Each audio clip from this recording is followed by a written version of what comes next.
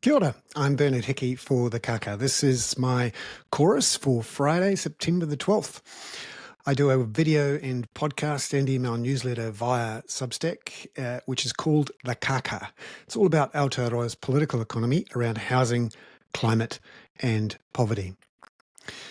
Today I wanted to look at a scoop from Chris Knox in the New Zealand Herald, which leads the New Zealand Herald this morning. That's news that Carl Bates, a first-time National MP for Whangānui, has 25 rental properties through a family trust. The family trust is called Carpe Diem. So it turns out that he didn't declare this on the Parliamentary pecuniary register. He argues that because it was in a family trust and he was only a beneficiary, he didn't need to.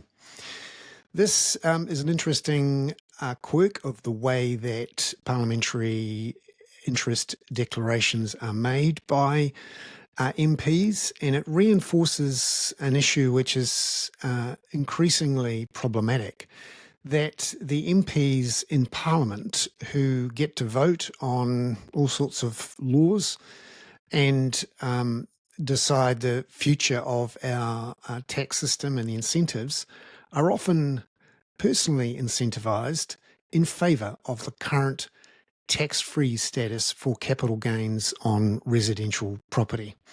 And when you look across the pecuniary register, most of the other MPs declare either direct ownership of multiple properties or through family trusts interest in family properties. I don't think we've heard the last of this. Carl Bates says he's checked this first with the Speaker of Parliament and the Parliamentary Services, and he thinks that it complies with the rules, but I don't think it does, and or at least it doesn't comply with the spirit of the rules, and certainly just reinforces this problem we have in our political economy, where the economic interests at stake are lined up to keep the status quo.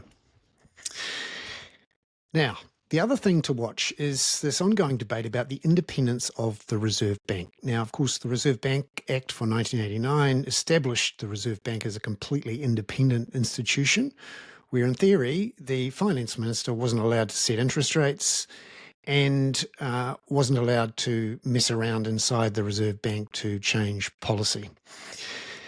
However, in the last 6 months or so, we've seen the urgent and initially unexplained departure of Adrian Orr after a good 7 years in charge. It turns out he resigned, but only after the board wrote him a letter saying they were concerned about his behaviour, and after, it turns out, Nicola Willis, the Finance Minister, was advised she may have to sack him. All of this was not disclosed at the time, and later on we've seen the urgent and initially unexplained exit of the chair, Neil Quigley, who also had been there for a long time, 9 years, on the grounds that he believes he's done enough, although again, Nicola Willis said if he hadn't gone, she would have sacked him. So it just reinforces that the Reserve Bank is vulnerable to interference by politicians through the vehicle of the employment of the governor, which is decided by the finance minister, and the same with the directors of the board. This is acknowledged by Christian Hawkesby in a speech he made yesterday to the Financial Services conference in Auckland, where he said it's been a challenging period and we face a test of trust and confidence. Now, he's right about that, but I think it's more broad than just the departure of these two individuals and the disclosures around that.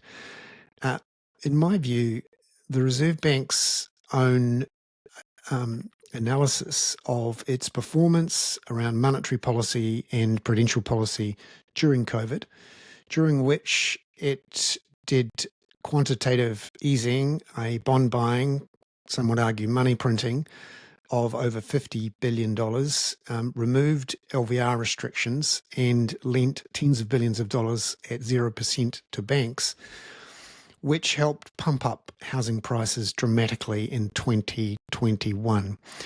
That has shocked the economy, and you could argue is one of the reasons why we're struggling at the moment with a balance sheet recession.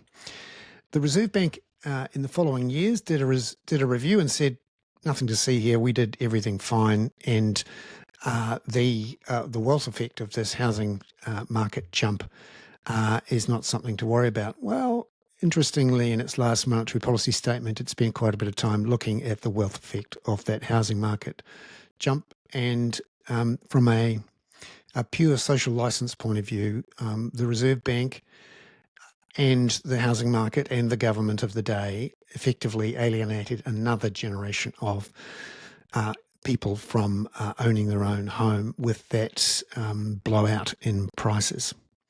Now, speaking of house prices, Westpac has just cut its house price growth forecast for 2025 from 3.6% to 0.6% and put out a note saying that the housing market is comatose after so-called COVID excesses. And however, Westpac is confident that house prices will rise again by 5.4% in 2026. I'm Bernard Hickey. That was today's chorus for the Kaka on Friday, September the 12th. Ka kite anō.